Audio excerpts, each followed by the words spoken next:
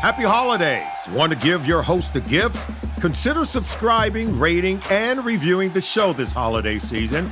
It really helps the show grow. From all of us at Believe, have a Merry Christmas, everyone, and a happy holiday.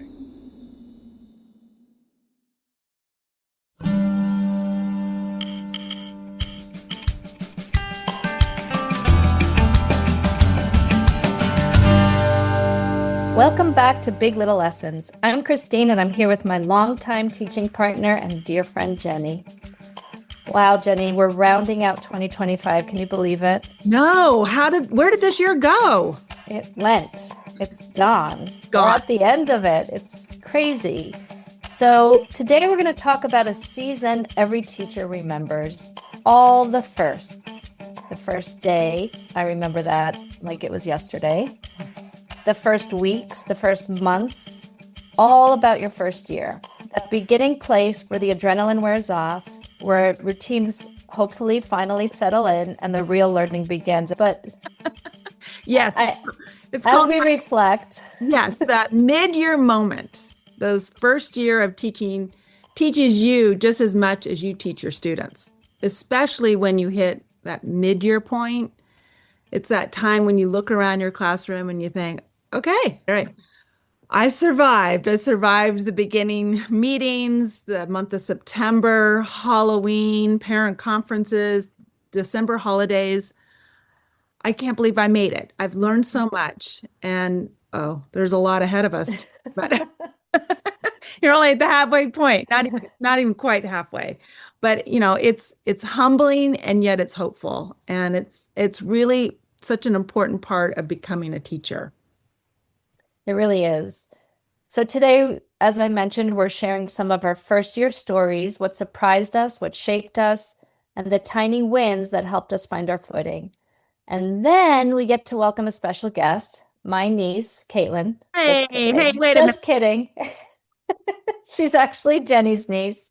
Yes, Katelyn's all mine. And she is right in the middle of her very first year as a speech teacher. She's supporting more than 40 students across multiple grade levels. And so we thought it'd be really great to talk to her about what she's learning as she's just started. We were so excited for her to hear her perspective after the first 4 months of school. So, she's honest, she's wise, and of course, relatable to anybody who's started a new teaching job or a new job in general. So we're going to focus on these points, how we landed our first teaching jobs. These are going to be our stories. Setting up our classroom in the first 8 weeks of school, and then finding rhythm and routine. Yes. So how we got our jobs. So let's find out about how Jenny got her job. Way back in the early 90s. What year was it? 1993. Okay, same. We're like right on target. So Jenny, what did you learn about yourself while searching for a job, substituting and interviewing at so many different schools? Well, when I started this job search, I had finished my credential and I was really ready. I had moved away for a bit to New York. We came back mid-year, so I wasn't able to get that full-time teaching job in September. I started substituting, and it was such a great way. I worked at parochial schools, private schools, and public schools. And it's such a great way to find out about the community and the cultures. I went to this school job fair and I had an opportunity to meet lots of people from different districts. I was really focused on the public schools because they had better pay. I had nothing but bills and I was on a mission to get a job. I interviewed at quite a few of the schools. I was fortunate to be offered a few jobs. I do remember my final interview at the school district I really, really wanted. I had met with a couple of principals, but this final interview, I walked into this conference room with all 10 elementary principals. It was a decent sized school district outside of Los Angeles. It was so intimidating. I sat there and have all these administrators looking at you, throwing out one question after another. And I was definitely intimidated, but I made it through and I was beyond excited to sign a teaching contract for first grade way back then, coming in with just nothing but energy and excitement. I couldn't wait to get started. Wait, so you walked into a room, you were like 20 something. And in the room there were 10 principals, and I'm just trying to get a visual of what that must have looked like and how you must have felt. I mean, you were intimidated. Like, how did you manage? And were they were just like shooting questions at you the whole time? Yes. And I brought this little portfolio with all my little student teaching lessons, and my hands were kind of shaking. I'm like, and I brought my portfolio.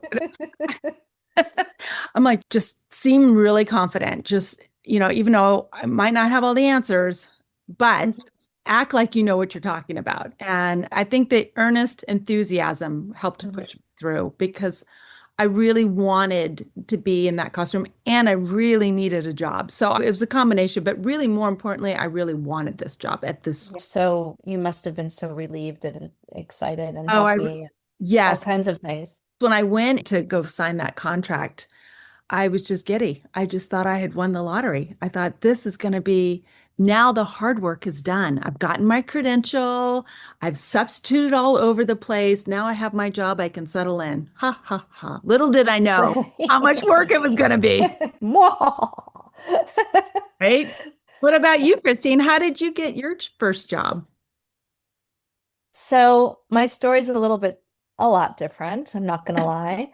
When I was in college, I had a roommate who came from a family of teachers.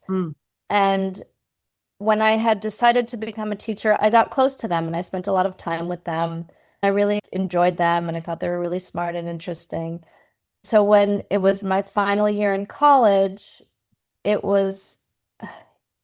think it was because I was going to graduate school, but I was finishing up college, and her father, Mr. Cronenberg, worked as a principal at a school for a million years. And he said, when I was ready, there was a job waiting for me. Oh, how nice.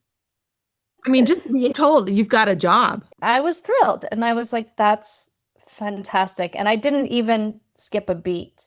I didn't really consider that the school was in one of the boroughs in Manhattan. Like, I lived in Manhattan, I lived in the city, and I would have to commute to a different borough.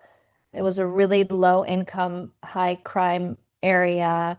It was the 90s. It was a tough time in New York City in general. But I was like, let's go. I'm ready. I'm ready. Were you a little bit scared? I mean, did you go visit the school before you started?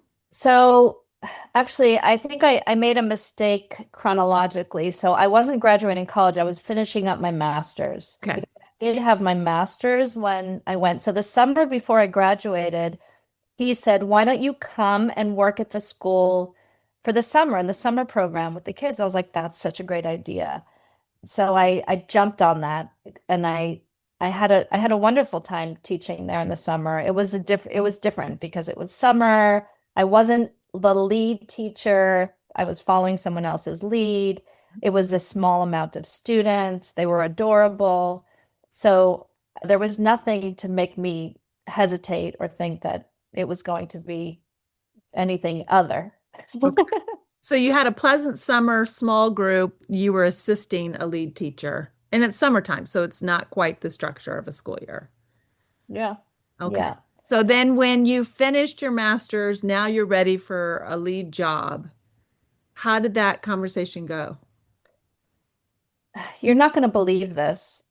And talking about it just makes me have all these feelings, because the principal said to me, I said, do you think I can do it? Do you think I can handle it? I don't have a lot of experience. He said, all you need is a pulse. What? Oh, gosh. All you need is a pulse? Yeah, like that's not really a nice thing to say, but it's also a pretty profound thing to say. Yeah. I mean, that's how much teachers were needed. And he did have faith in me, I think. And he knew me well because I had known him now for, 4 years. I wasn't scared. I was young. I was really idealistic. Yeah. I had lots of energy, and I was like, let's go. I'm up for this experience. Wow, that's amazing. Did he tell you what grade level or what was, I mean, it was just like, you've got a job, you've got a pulse. Yeah, that's a good question, because I knew that I wanted younger children. Huh. And I ended up starting off in second grade, but he said, we'll know later. We don't know now, but Got a contract, and then I had a contract and I was like in the New York City public school system. wow. So Wow. I jumped in that way. And so Yeah. we both went in with ideals, energy, and enthusiasm. Right. Absolutely.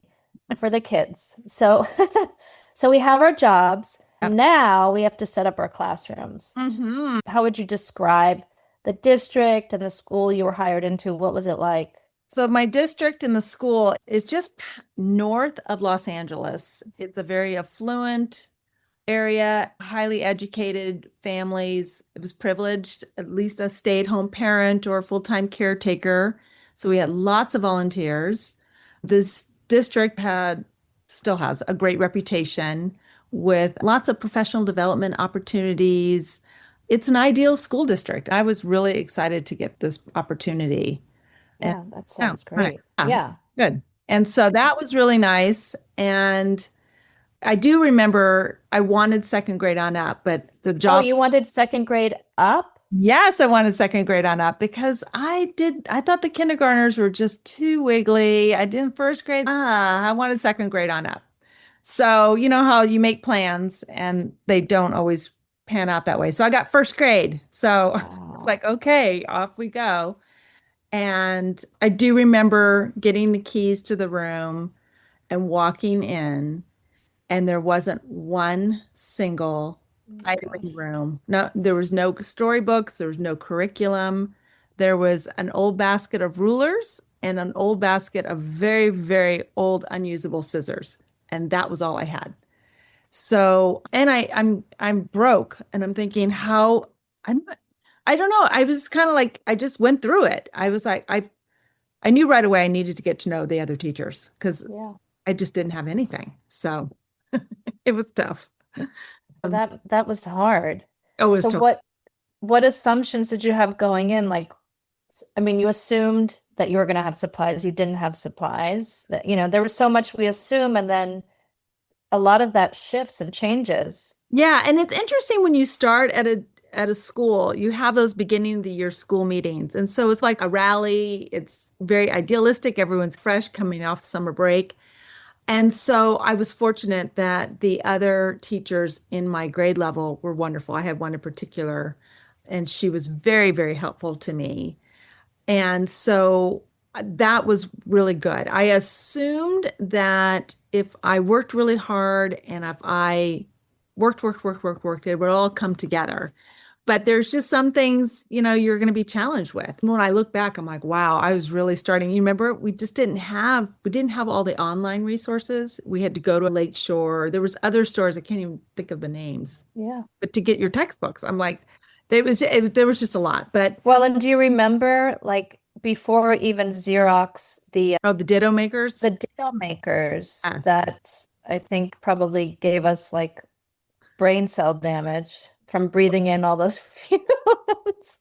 I know. But even just like making copies, like there were the resources, right? Were limited. Yeah. We had it at this school district, the parents were given a suggestive supply list to give the teachers. So I didn't get a lot of supplies till after the first day of school. And so each family, not every family could afford it, but most families would bring in a box of Kleenex for the class, a roll of paper towels, a package of markers, a packet of crayons, scissors, all those things. And that's what became my classroom supplies. So I had to wait till the first day of school to get my supplies. And that was interesting to kind of have very limited amounts of materials to start with. The district did send me to some professional development days, which really helped. I remember I went That's to lucky. math their way, but that was like mid-September. I don't even know. I was in such a fog. And again, I was fortunate I had a good teaching team. So how would you? Yeah. That's so important. I know. How about you? What was your first 8 weeks like? So similarly, there was nothing in my classroom. I walked into nothing. And as I mentioned, the families were really low income. They relied on schools to feed their children. The school was a safe place for them to be during the day. So I literally every year I worked in that school for 2 years. 2 to $3,000 of my own money. And then I started to figure out ways to tap into people in my community to help me, like not my school community, my outside community. But yeah, it was slim pickings. And how are you supposed to teach with no crayons or pencils? Literally. You're just at their beck and call, and that's tricky. What was it Yeah, like around the school? it was not a safe neighborhood. It was 1992. It was at the height of the crack epidemic, and it was a real desolate neighborhood. There was, at one time, it had been a gorgeous neighborhood, but now there was trees growing out of the once beautiful brownstones. Across the street, there was an empty lot with overgrown grass, I remember, right next to the school. And I was told by the other teachers, when you go home, you can't go by yourself. So every day I would take the bus, and it was on a one-way street. So I would get off the bus and run like a bat out of hell across the street into the school. And I'm not gonna lie, there were some days where I'm like, please just strike me with a bullet. Don't kill me, just graze me. I Why would you want to be grazed by a bullet? don't know, that was too hard. It's so hard. That's terrible. I know. So, I mean, was your heart pounding when you'd get off the bus? Again, I was young, so I would get into the school. The worst part was the afternoons. So I lived near the school, but I couldn't take the bus. So I was advised by all the teachers, don't take the bus because you have to walk a full big block across over one big street because it was a one-way street. So I had to go around to get to the other one-way street. So I had to rely on teachers to get driven or to get driven to the bus stop. At the end of the day, I was like, how am I going to get home today? Oh, you didn't have like a routine of how to No, because I was relying on people. So I mostly had one or two teachers that were going to drop me off. Oh, But yeah, was it the kind of school that people would stay long hours after school? no, they were out of there. They were out of there. But there was stories of, teachers getting assaulted right outside of the school building, and it wasn't a safe place back in the day. Actually, now this neighborhood is a pretty awesome neighborhood, so it's That's changed a great. lot in the last 30 years. So Wow. yeah. Woo! I Well, know. there. So, let me ask you, how did you take care of yourself those first couple of months? What worked for you?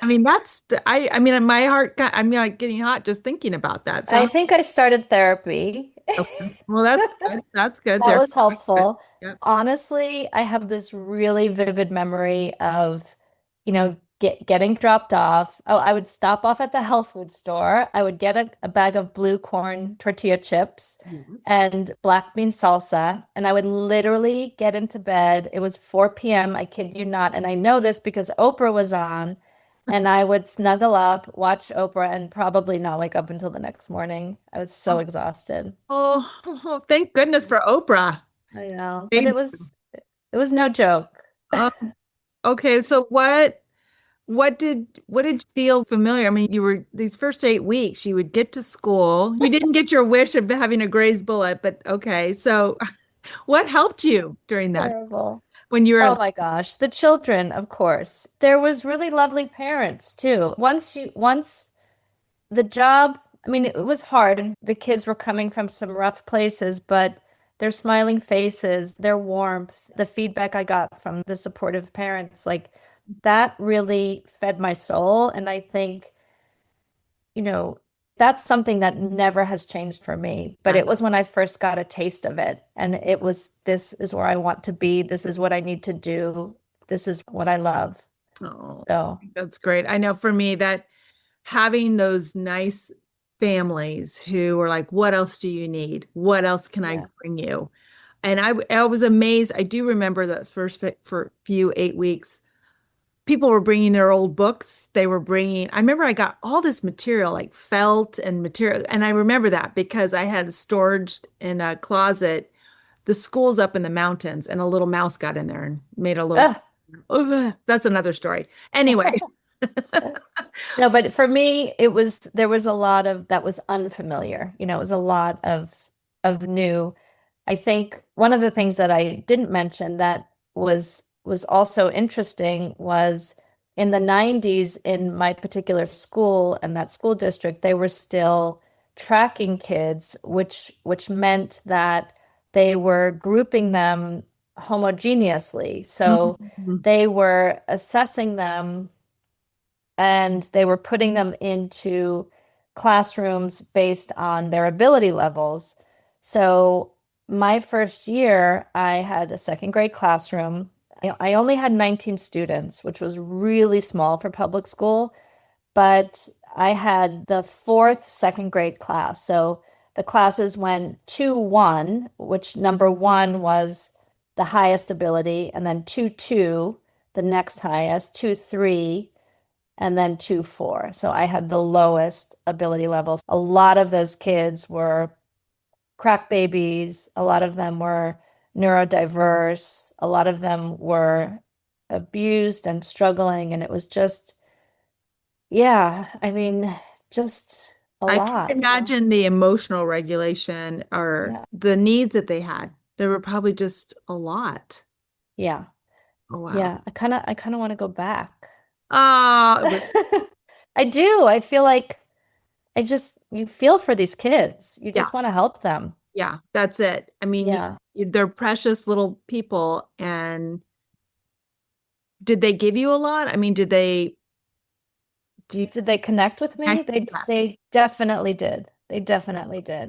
I definitely felt like in my tiniest, smallest of ways, I have to believe that I made a difference in somebody's life. That's wonderful. I mean, they made a difference in my life, so. Absolutely. I've always known you as a very grateful person. And I'm wondering if those first couple of years of teaching at a challenging school like you were, if that didn't build your gratitude for all the things that you have in your life. Oh, for sure. So much. Mm. And, it was amazing to see how resilient, these children were, and they were incredible. So, Yeah. Ah, so that was a rough start. But then we get into finding rhythm, and mhm. finding routine. Yeah. So let's talk about that a little bit. Okay. All So, right. Jenny, let's start with you. What surprised you most in those first few weeks in your own classroom? I think it was just the daily responsibility. I was responsible all day long. The school had, I was fortunate for my first grade, first year. I only had 28 students, which most teachers had 32. So I'm like, oh my gosh, I have a small class of 28, which is a lot.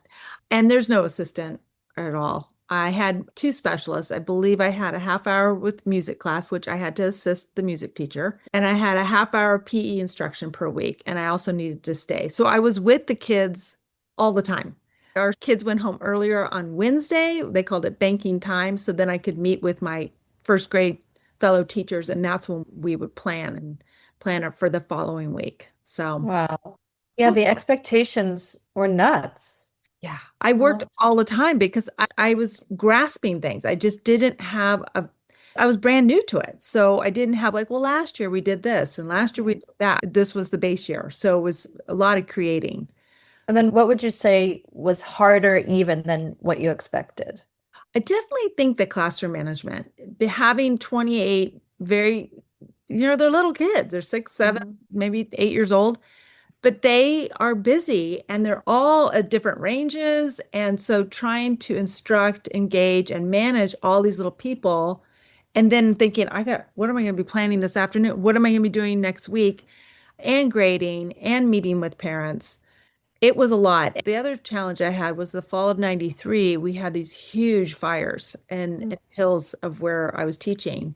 And I had a little boy. He was from Finland, and English was his second language. And he was a little bit of a rascal in class. He'd gone out to use the restroom and he came back and he said, Mrs. Goodenough, fire in the hills. And I'm like, come on now, Charlie. Come on, let's not tell tall tales. He's all, no, fires. And I look out the door and there's just giant flames and I'm like, oh my gosh, I'm in charge of all these kids. And there's this fire and there's fire trucks going up and down and parents come running in and they're grabbing their kids. I'm like, take your kids. And I was like, this is crazy. I don't know what, it was really scary because the roads were like one way in, one way out. Fortunately, they were able to contain the fire, but I was like, wow. And then what was wild was then after the winter break in January 1994, we had the huge Northridge earthquake. Oh, So that was a nightmare. And then right away we had to get back to class, and now we're having aftershocks. I'm in the hills, so we felt every aftershock, and my knees are starting to buckle. I'm like, I'm in charge of 28 kids, and I'm like, these aftershocks, and I was like, wow. I can't even imagine what that must have felt like. That's really scary. I just remember in the spring telling my class, I'm like, I gotta just tell you that the fires in the fall and the earthquakes in January, that doesn't normally happen. So this is just kind of an unusual year, but yeah. Woof. As we're having this conversation, I'm thinking, we're just little. We're just barely We're still kids. Like, we're just so young, and like this this is a lot. We brought a lot of enthusiasm and energy. We did, and we always love bringing it back to what brought you joy, what brought you relief, like what helped you. It was the students, for sure. I mean, they had such cute personalities. Even the ones that were a little bit extra chatty or busy, they would give you so much. And you're the nicest teacher. I love you so much. And that was great. And I would also say that the colleagues that I worked with, in fact, I'm still friends with 4 of them. I keep in close contact with 4 of those teachers, and they made such a difference. For the most part, I had some very, very nice families. I also had some tough ones that really helped shape me as a teacher that I'll talk about another time. There was so much to be grateful for. The students first, and then the colleagues second, and then the families third, for sure. So I feel like that's what got us through. Yes. When we reflect, it's definitely those sweet children. It has to start with the children, because I think teaching is a calling. I really do. And you can do challenging things because you're emotionally invested with these children and their families and your fellow teachers. So how about you, Kristine? What was one moment early on when you realized teaching is more than I imagined? Well, I think the first thing, from the noticing early on was the children who were under my care had such hard lives. Harder than I had ever in my 20, at age 6, they had seen more and endured more hardship than in my 20 some odd years. So that impressed me tremendously. And I had so much empathy and concern for them. But I think that took me down in a way. Yeah. And I really lost sight of what I needed to teach them. Teaching became really challenging because I was so concerned about their well-being. So in that sense, it was way more than I imagined. I realized that I was drowning and I needed help. So I did what, I'm proud of what I did because I reached out, and I reached out to the teacher who I worked with, that she was my student teacher. She was the main teacher in my classroom. And also the woman who was my supervisor. They came to my classroom more than once, and they helped me so much. They were such incredible mentors. And, the first thing they did was they told me, you're doing a good job. You're doing a good job. So that validation will go a long way. And they also helped me realize what was in front of me was not impossible. So they worked with me to restructure my day and to get back to teaching in a way that I knew was most effective and what felt right to me, because I had so much passion around what I loved to do, which was to teach. So it wasn't until then that I was really able to start teaching. Good. Gosh. Yeah. Was there something you wish someone had told you before day one? Well, I don't think I was listening, because honestly, if a principal tells you you only need a pulse, I mean, that's Yeah. So he probably did tell me. I just was like, oh no, that's not possible.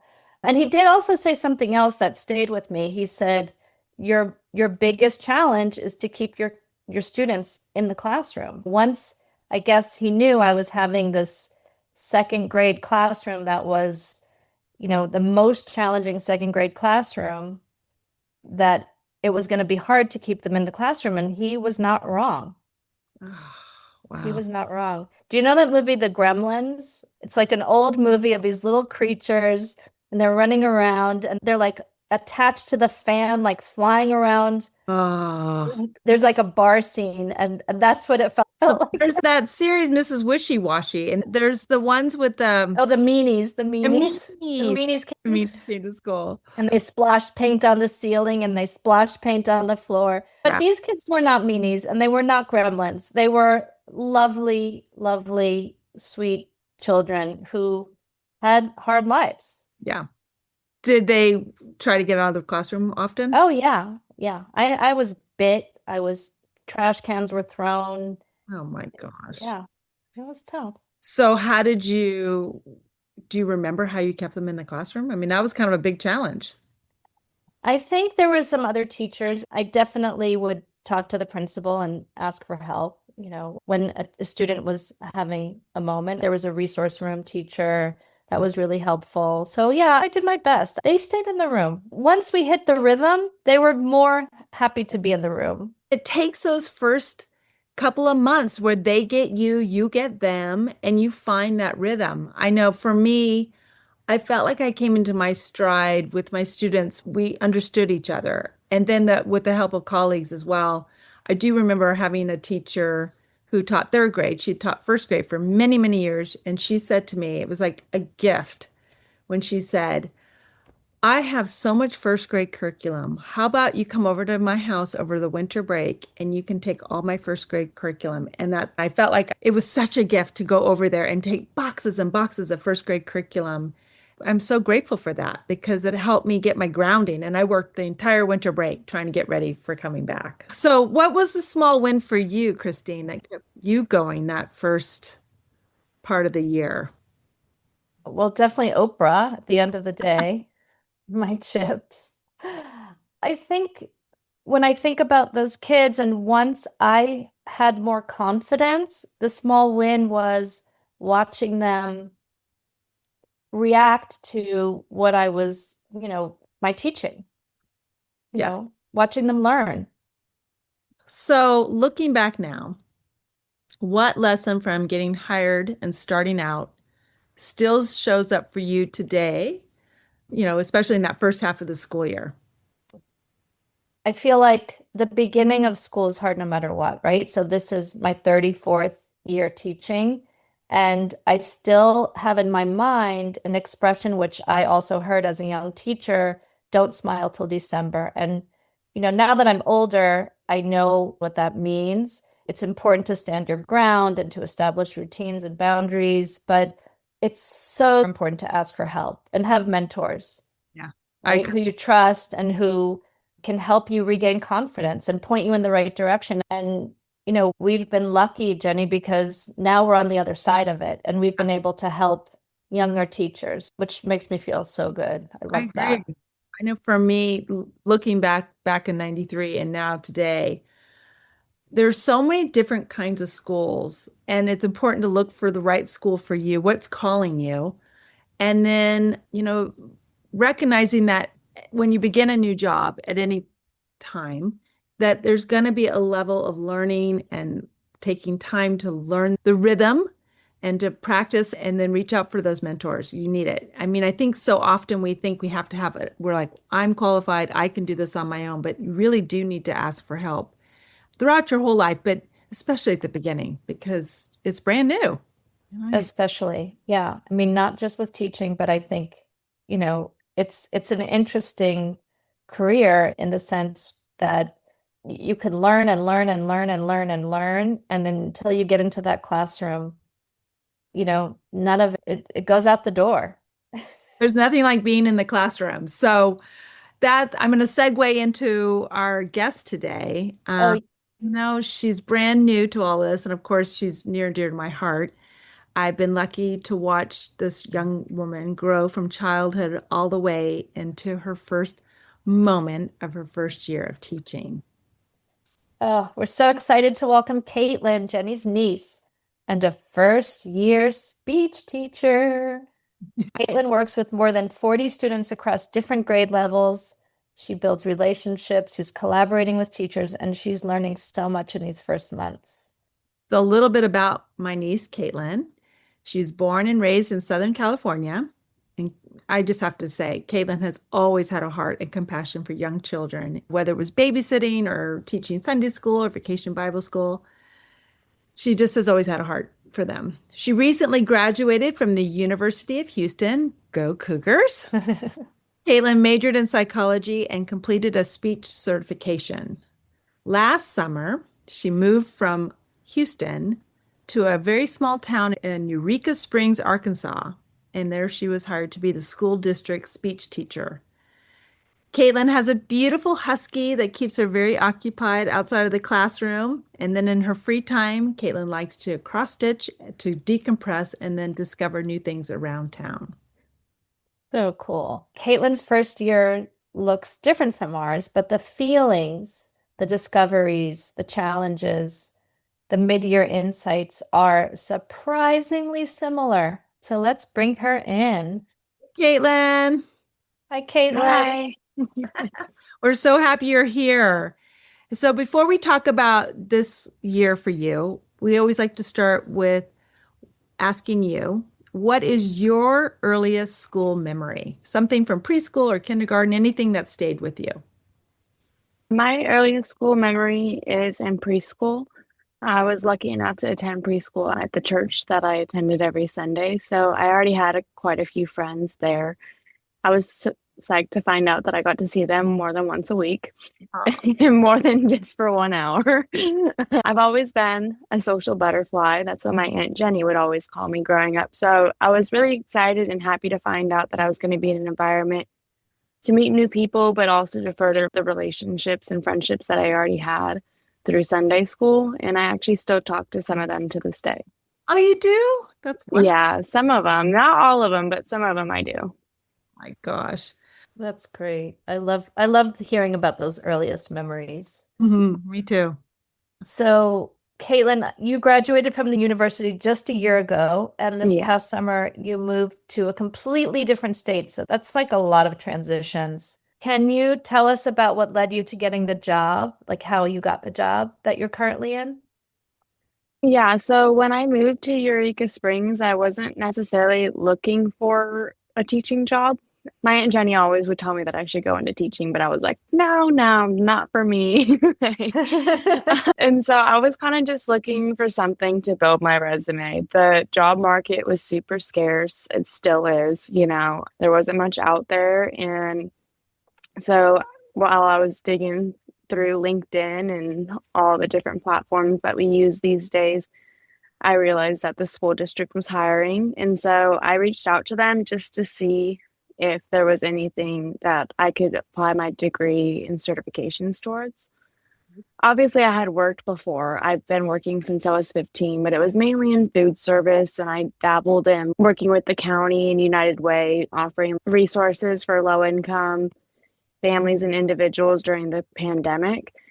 But outside of that, I didn't have much experience working with kids other than like babysitting, BBS, Sunday school, little things where I'm out within 3 hours kind of thing. So I had reached out to the school district and they hadn't reached back out to me. So I just sort of figured they just didn't need me, or they didn't have a position that they could put me in, because I didn't have a teaching license for Arkansas. And so I was working at a local cafe in the meantime, and they finally called me and asked if I would come in to discuss a possible position. And so, of course, I went, and they let me know that they weren't able to find an in-person speech pathologist for the year.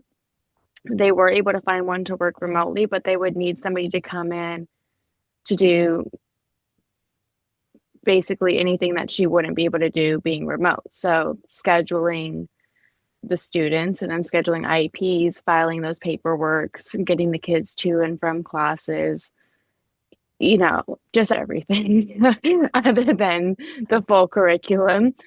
And so at first, I wasn't going to take the job just for different circumstances, but then I started to think about it, and this town is really small. I want to say probably only 1,800 people live here full round. Our district is only a little over 500 kids for all in total, including the elementary, the middle school, and the high school.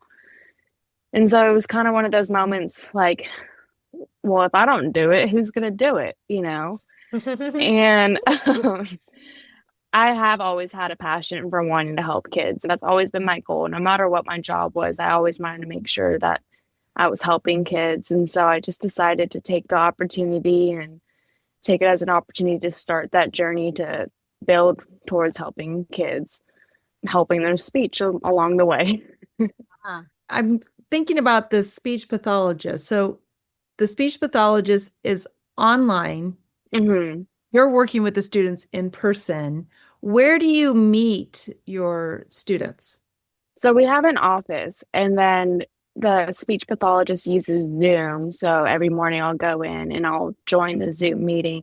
And then, so we try to make it as similar as it would be to her being there in person. But there's always times where, like, one of my students, he's always like, your face is so big because it's on a computer screen. But I'm like, okay, let me adjust it, and I'm the one that sits with the students and works with them. How many students at a time do you work with? The most we'll see per session is 3. So I only have one group of 3, and then I have maybe 4 or 5 groups of 2, but most of them we see one-on-one.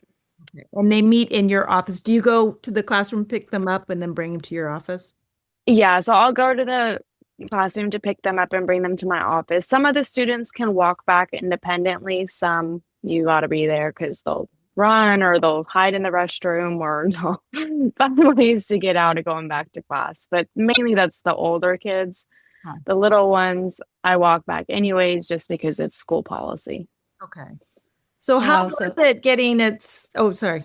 Kristine, did you want to say something? No, I was just thinking, like, you had a lot of responsibility. Yeah. There was a lot on your plate. And what would you say would be something that maybe caught you off guard? The amount of students for sure caught me off guard.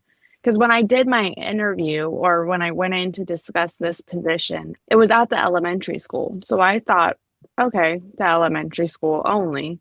But no, it's the elementary school, the middle school, and the high school. And we do have quite a few students that are in need of speech therapy. So that definitely threw me off, especially since the school district the contract for speech is only 32 hours versus the full 40 that you would be in school normally. So that's basically a whole day where we're not allowed to pull for services. Oh, wow. And what ages are your students? So we work with pretty much every grade, K through 11. We don't see any seniors. Normally they test out as they get into high school around like sophomore or junior year. And then just out of luck, we don't have any 4th graders at the moment. But majority of our kids are between the ages of like 6 and 11, I want to say. And then the other ages are kind of scattered. But we do technically have a kid in every single grade. Are they neurodiverse or neurotypical or a combination? There's a combination. Majority of our caseload is special needs, primarily autism. But they're more on our younger side, like the kids that are like between the ages of like 5 to 11. They're a lot. I want to say I have 13 that have autism. So there's a lot of behavior that goes with that. Oh, a ton. That was definitely a learning curve because you can work with kids all day long, but once you go into special education, it's a whole new realm. Yeah, so now you have a degree in behavioral therapy as well. It feels like it.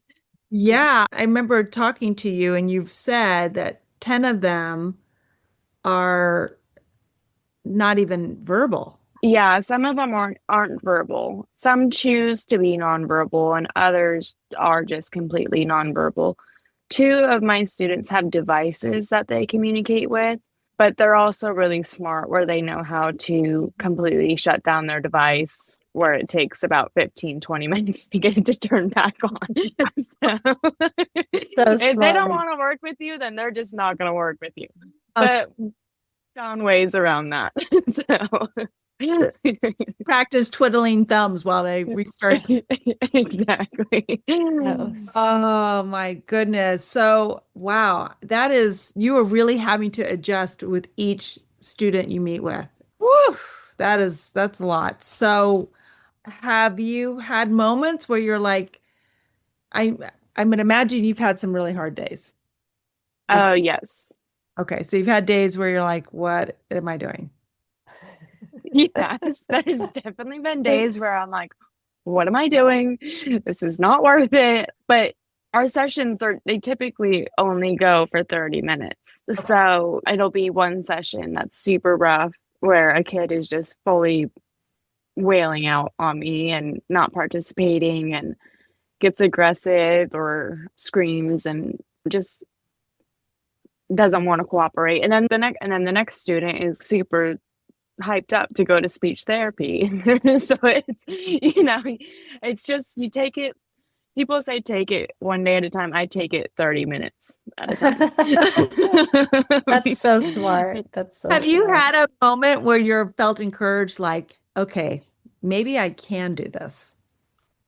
Yeah, there definitely has been moments where I felt like I can do it. There's certain students where you get to these certain breakthroughs where you're just like, yes, I think that's exactly what I needed today. And that I'm just going to take that as a win, and hopefully we'll get through another breakthrough tomorrow. And especially with some of my nonverbal kids, just the way that they look at me, know that they're thankful to have you there and to at least try. Because some of these students, as similar to what Kristine was saying, their parents struggle with addiction and stuff like that. And so they don't always have that, person there to be cheering them on, even for little things. And so when they just look at you bright-eyed and smiley, and it definitely does make it feel like, okay, I'm doing something right. I might not be mastering it all, but I'm doing something. For sure. Are you more confident now than you were in September? Like, things now that you absolutely did not know when you started. A big thing is like nonverbal communication, even for like some of my students that are verbal and just choose that they don't want to talk at that time, or certain like actions and stuff. One of my students, he in the beginning, he would always point at my arms and then point at his chest. And I could not figure out for the life of me what he wanted. I just couldn't figure it out. And then he would freak out and he would just start to cry. And I didn't know what to do because he wasn't talking. And so finally I figured out that he likes these deep pressure hugs. I call them bear hugs. And so now in the beginning of every session, I sit behind him and I wrap my arms around his chest and kind of apply a little bit of pressure. And I can feel his breathing kind of calm down. And then we get to work, but just that 90-second bear hug tends to help him. Wow. It makes me want to cry because I know. It's so lovely how you spent some time trying to figure out. Mm-hmm. I mean, you really had to be observing him. And yeah, that takes a gift to be able to do that and to figure out what the student needed. Yeah. That's really special. It took time, but you figure it out as you go.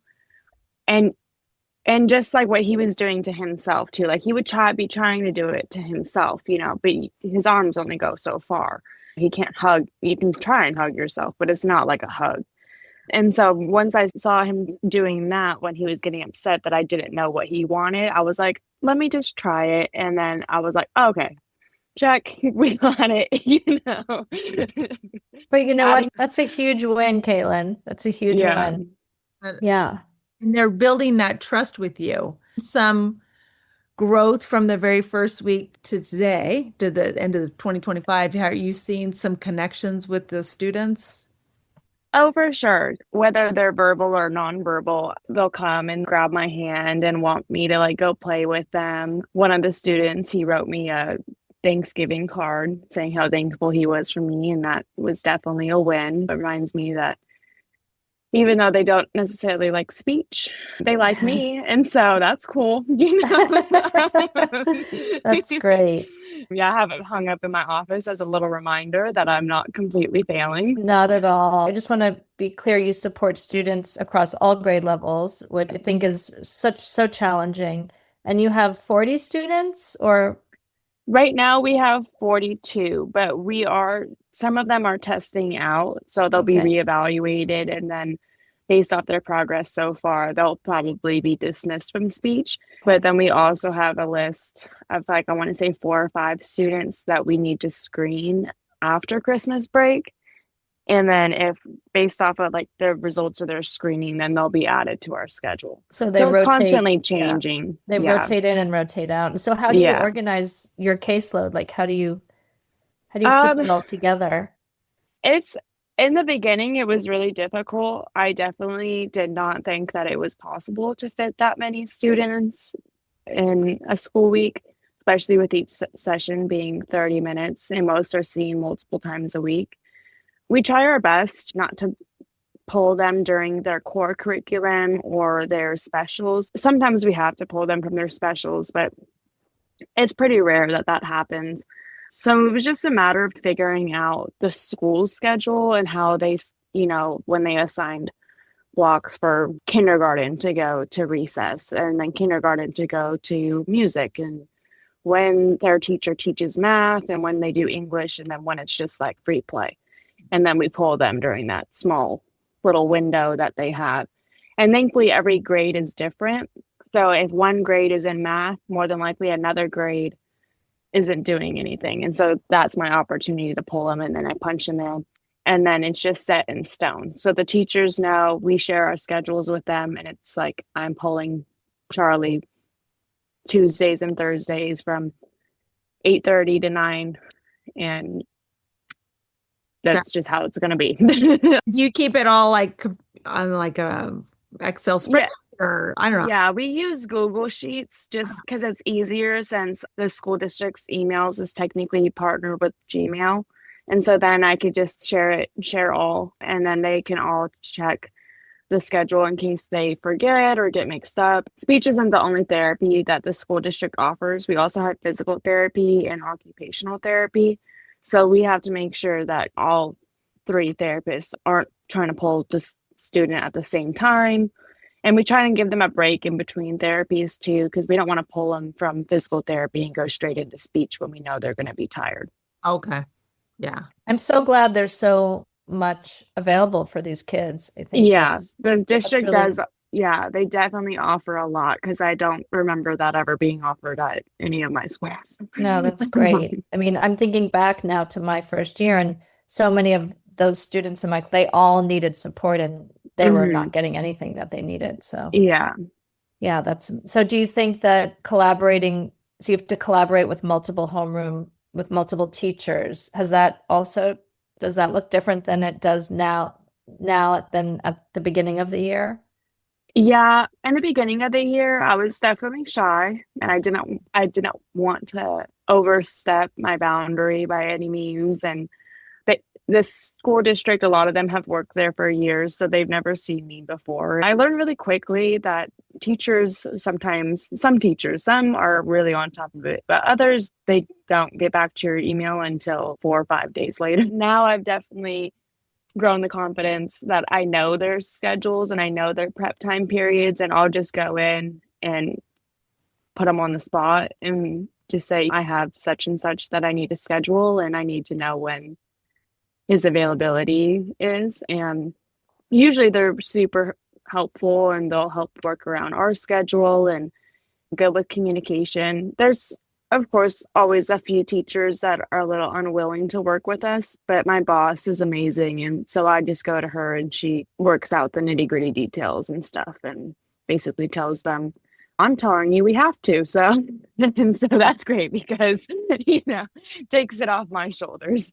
Well, talk about being an advocate, you and your boss and the team. Mhm. Everyone's working in partnership to help the student, which is a beautiful thing. And She is great at it. I mean, because she's the special ed coordinator for the whole district. So, it's not just speech students that she's having to manage. It's anybody that's categorized as special education. She has to step in and help. And she does an amazing job at it. She sort of started off like me, where she was not doing speech, but she was hired as an assistant to a special education teacher and has made her way all the way up to being the special education coordinator.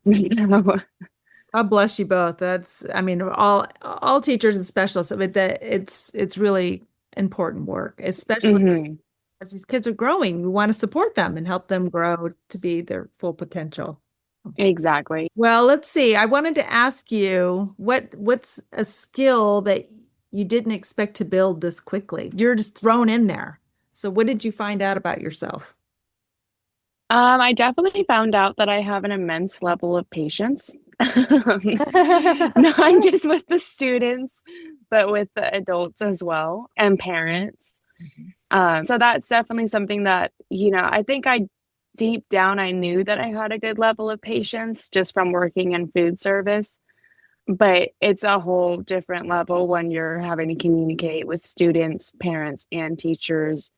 Just little things like having to remind them 3 times a week that they need to get this done, or little things where you really shouldn't have to repeat yourself so many times, but you still put on the face and smile and act like you haven't told them this so many times before. So yeah, I would say patience is definitely one of the biggest things that I have learned, and just kind of taking it little by little and not forcing it or pushing it on them too hard, but also still emphasizing the fact that what I'm telling them is important and they need to. It's mainly around like IEP paperwork and meetings, because it's not really, if it was me, you could take as long as you want, but I have to get this information to the state by such and such date. So I need you to get on top of it. And so it's just little things like that where you have to learn to understand that they're busy too and be patient with them, but also make sure that they understand how important it is for them to get certain things done. Sure. It's like a balance. Well, you told it. The next question is, tell us about a breakthrough moment with a student, something that made your heart swell, but you made our heart swell when you told that story about that little boy. I mean, that was Yeah. so special. Do you have any other stories like that? Were there like moments that stick out in your head? There's certain ones where, like some of the students, like ones that are more difficult. I have one student and she's a runner. She will escape from the classroom and she will go and just keep running. I call her my little Forrest Gump. But she had ran from my office. And so there I go down the hall chasing after her. And she touches the door and she's all, I win. And I'm all, yes, you win. You're way quicker than I am. And so I sit down next to her to catch my breath. And she just goes, I love you, Miss Katelyn. And I'm like, then why'd you run? And she's all, I just want some cereal. And I'm like, okay, next time we could just say that and I will get you your cereal. I've got some, because I buy Captain Crunch for her every week. Oh, It's my little bribing method, but very smart. Very smart. Good cereal. I know you said you weren't sure if you wanted this job, but do you feel like that maybe this is becoming a bit of a calling for you, working with children in general? I know definitely for sure that I want to continue to work with children. In terms of working for a school, there's just a lot of little underlying things that sometimes hold me back from it, but it has definitely opened my eyes, because I've always known that I've wanted to help kids, but it's definitely opened my eyes that I am actually capable of doing so. And so it's reassured me that I haven't just had this false idea in my head that I would be good at. And so it's kind of been something that I've proven to myself that I can do it and that I can be good at it. And definitely in terms of working with the special needs kids, because that was never a thought that even crossed my mind. And so Yeah, I definitely do think that it's opened my eyes to say that I do want to stick somewhere in this field. I just don't know if it's necessarily at a school. I think Yeah. the nice thing with a yearly contract that you have a beginning, middle, and end. We're at the mid-year. Mhm. And I think as anyone who's working in education, you're always, especially those first few years, you're trying to figure out where am I in the community? And is this the field I want to be at, or do I want to tweak it just a little bit? And that's that very truth. I went in to get my teaching credential. I thought I wanted to teach high school. And I ended up whittling it down. I student taught sixth grade and fourth grade. And then I got the first grade job. And then I was in second grade. I never thought I would teach kindergarten. So you never know these little things that are happening to you right now. They could come around and you're like, wow, it was that first year working at this school as a speech teacher. Who knew? Who knew seeds are being planted right now for your future? So Yeah, you learn so much, and it's, you still, I mean, I feel like you could be in this position for years and still learn something new every single day. Kristine, have the most experience. Would you say that you are learning something new Every day. Every day. And it's what keeps you fresh and excited and brings you joy. So yeah, for sure. But Love with that. I'm going to jump into self-care. So, because you pour so much into the job. So, burnout can be real, it can sneak in. And so, Katelyn, what have you been learning about pacing yourself, or have you? I think kind of how I was saying earlier, instead of taking it one day at a time, I take it one speech session at a time. And, technically I'm supposed to have them for 30 minutes, but if I need to take that 3 minutes to walk outside and scream at a tree, then I do. And so certain little things because I definitely don't ever want to bring how I felt in my last session, if it was a really bad session, into the session that I'm about to start. I don't want that kid to have to deal with my emotions that I feel from the past session. So little things like that, where it's like, okay, this session is done. Let me do a quick breathing exercise and we're on to the next. We're not even going to think about it anymore. It's behind us. This is a new session. Just how people say it's a new day. This is a new session. So it sounds like you're naturally making adjustments to help take care of yourself. So Exactly. you're Yeah. figuring out, like you said, instead of taking it a day, you're taking it a moment. I think that's such good advice, actually, to break it down into smaller segments, I agree. because a whole day a school day is a long time. So I've had years where, okay, I made it to snack. Yeah. Made it to Yes. snack. Okay, I made it to PE. Okay, now I made it to lunch. Jenny and I have done that. We've checked in and been like, okay, we break it down, because the whole day in front of you can seem daunting. So you mentioned about taking a breathing break. Is there a tiny ritual, something simple that helps you reset during the day? Yeah, usually on my lunch break, I've started doing this thing where I'll watch like a small, whether it's like a YouTube video or something on Netflix, just something that's like 20 minutes that I know is going to make me laugh. So I'll try and find like funny little clips and stuff. And it just kind of puts me back in that mindset. Like, it's really not that big of a deal. It just kind of helps me reset and gets a good laugh in. And I get to eat. So that helps too. Again, so wise. Jenny, remember when we used to watch Saturday Night Live clips in your room at lunchtime?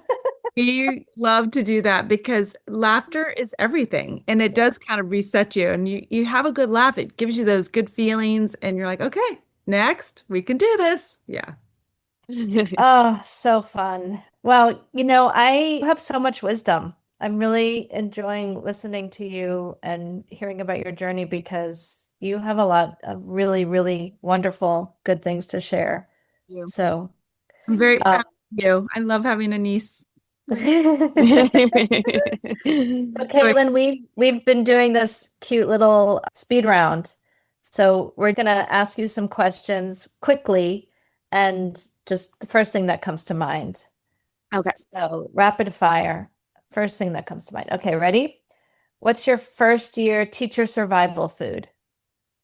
cup of noodle. I have a microwave in my office, so it's very handy. Question number 2, classroom or office item you used more than expected? A hole puncher. I didn't even know those were still things, but I have to file. It's never ending. So I'm just punch, punch, punch, file, punch, file, punch. What's the most unexpected skill you've picked up? I would still have to say patience, especially with some of the students that are nonverbal. You kind of just have to wait and figure out on your own what it is that they need or want or are trying to communicate. What's something that makes you laugh every week with the kids in particular? Their outfits. You can definitely tell when mom or dad picked the outfit or when it was a day and they dressed themselves. And it's hilarious. There was so one time a funny. student had his pants on backwards and I had to stop him and I said, "Do you want to go change that?" And he's all, "No." And I'm just like, okay. I'm all good. What's a phrase you never thought you'd say, but now you say all the time? Something that I've caught myself saying a lot is, "Well, I just don't know what to say about that." And it usually catches the students off guard too, because they're so used to being me, like quick on my feet. But there are certain times where I'm just lost for words and I really just don't know what to say. So, Gosh, okay. What's a favorite mid-year student comment?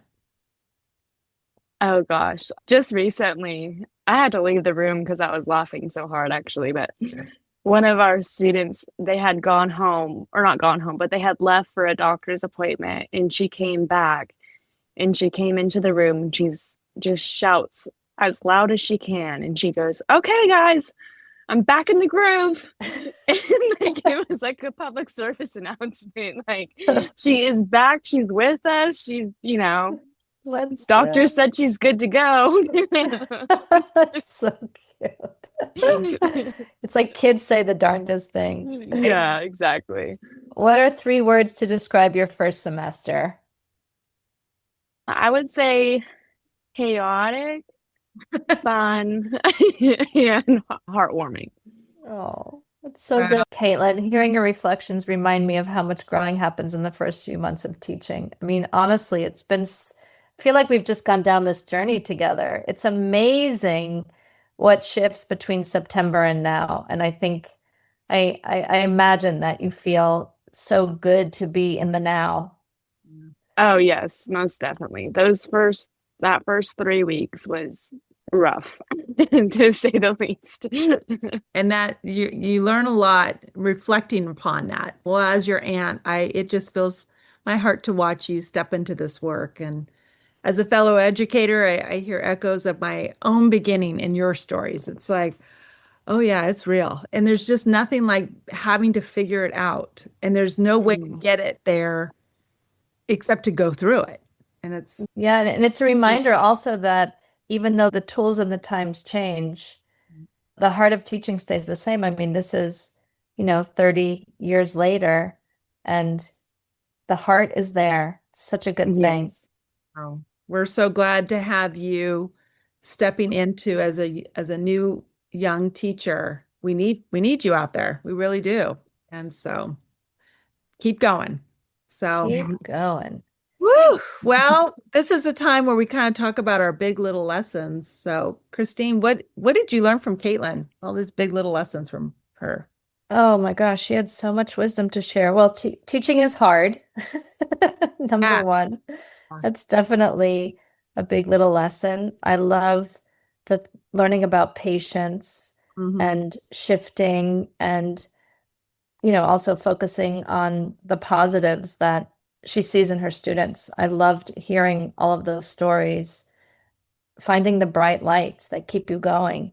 Yes. And I just want to say also staying true to your heart. I love that Caitlin said she still definitely wants to work with children. She's just not sure in what capacity, but this is such a good year for her. It's such a powerful year. And for 34, I never once considered doing anything else. So As challenging as your first year is, I knew in my heart that's what I wanted to do. So following your heart is what Katelyn's doing, what I've done, what Jenny has done. So that's my big little lesson. Yeah, I would say my big little lesson is hearing how Katelyn does a little tiny reset in between sessions. I think that's really important as a person that has empathy and cares and working with people. When you've had a rough time, it's hard to shake it off, but to have a little tiny, like, I'm going to have a breathing moment. This is a new session. This is a new time. It's a big lesson to learn. Like, don't carry that challenging moment throughout the rest of the day. It's like, okay, it happened. Take a deep breath, get a sip of water. Yeah. Yeah, I loved that she broke it down. That was so smart. That could apply to anyone. I think that's a really helpful big little lesson. It's amazing. Well, we always like to have a little optional homework for listeners. Reflect on your own first year of doing something new and what were the things that helped ground you. Also, maybe encourage someone with a short note or a compliment. Like, say something nice, for goodness sakes. Just compliment someone. If all else fails, just try a 1-minute reset ritual this week, like, chips and salsa. Nope. So to our listeners, if you're in the middle of your first year of teaching or the first year of anything, we hope today encouraged you. Growth is happening even when you can't see it. And as always, we might not have all the answers, but we have a lot of experience. Katelyn, thank you so much for being here today and sharing your heart with us. Thank you guys for having me.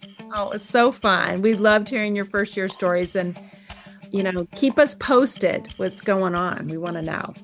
Oh, I will. So until next time on Big Little Lessons. Stay tuned and remember to reflect and regroup as we finish this year and into the next year.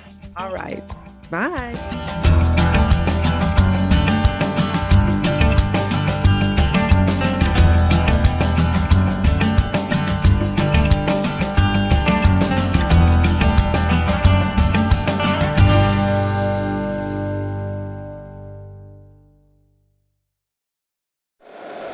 If you like the show, please take a moment to rate, review, and subscribe. It really does help the show to grow. Thank you for listening.